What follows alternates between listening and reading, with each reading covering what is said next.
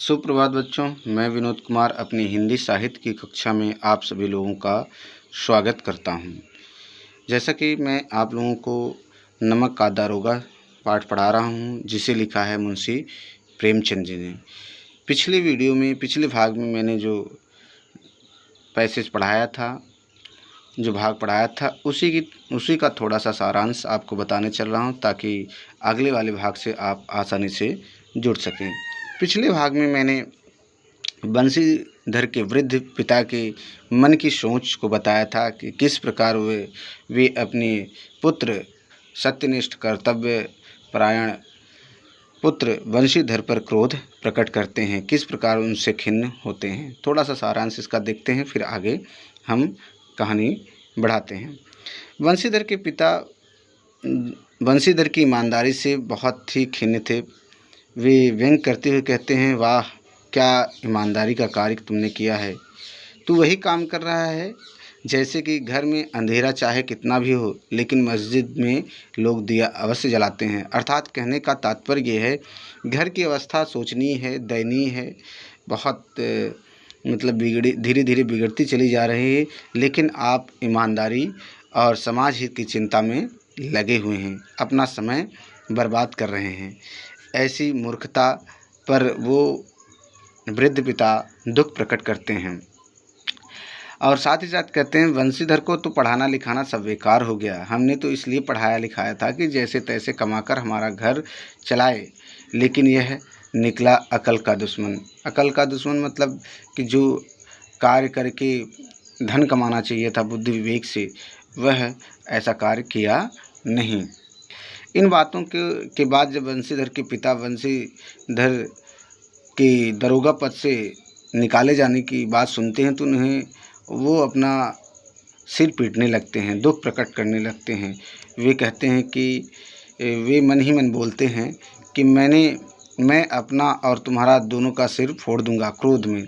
इस दुर्वस्था से तो मर जाना ही अच्छा होगा। मतलब कहने का ये है कि वो बुरा भला कहने लगते हैं, क्रोध में आ जाते हैं।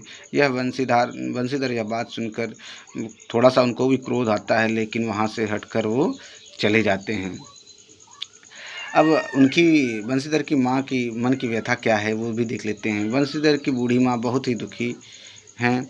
उसने अपने बेटे की कमाई के आधार पर उन्हें जगन्नाथ और रामेश्वर की यात्रा करनी थी, लेकिन वह भी अब अधूरी रह जाती है। अब कैसे इतनी लंबी यात्रा करें, इससे भी उनकी माँ भी नाराज़ है, पत्नी भी नाराज़ थी और उनसे कई दिनों तक बात नहीं की थी। तो ये इस पाठ में दर्शाया गया है। उसके बाद पंडित अलोपीदीन का आना और आकर अपने कार्य के लिए उन्हें प्रेरित करना दिखाया गया था।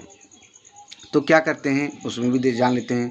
पंडित अलोपीदीन ने बंशीधर से कहा, दरोगा जी, मैंने यह जो प्रशंसा की है, मतलब उनके कार्यों को लेकर उनके पिता से प्रशंसा करते हैं, कहते हैं कि कुल के दीपक हैं बंशीधर, इनके जैसा सत्यनिष्ठ, ईमानदार और कर्तव्यपरायण कोई व्यक्ति नहीं है।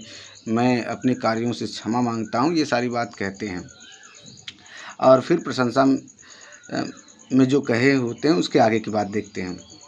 मैंने जो आपकी प्रशंसा अभी की है, पंडित अलोपीदीन बंशीधर से कर रहे हैं, मैंने जो आपकी प्रशंसा अभी की है, मैं केवल इसी के लिए आपके यहाँ इसीलिए नहीं आया हूँ। आपकी खुशामद करने के लिए मुझे यहाँ आने की ज़रूरत नहीं थी। मैं एक विनय लेकर आपके पास आया हूँ। उस नमक चोरी वाली रात को आपने मुझे अपने अधिकार की ताकत से अपनी हिरासत में लिया था, किंतु आज मैं अपनी इच्छा से अपनी कैद में चला आया हूँ। मैं आपसे बहुत प्रभावित हुआ हूँ। मैंने हजारों अमीरों, रईसों को, धनपतियों को देखा है, हजारों उच्च अधिकारियों से मेरा वास्ता है। कोई भी मेरे धन की शक्ति के कारण मुझे परास्त नहीं कर पाया है। सबको मैंने अपने धन बल से विजित किया है, जीता है। मुझे यदि किसी ने परास्त किया है तो केवल आपने, आपकी सत्यनिष्ठा ने, आपकी ईमानदारी ने, आपके कर्तव्य परायण ने। मैंने सबको अपना और अपने धन का गुलाम बना लिया, किंतु आप लालच में नहीं आए। यह आपकी विशेषता है। मैं इससे अत्यंत प्रभावित हुआ हूँ। यह बात कहते हैं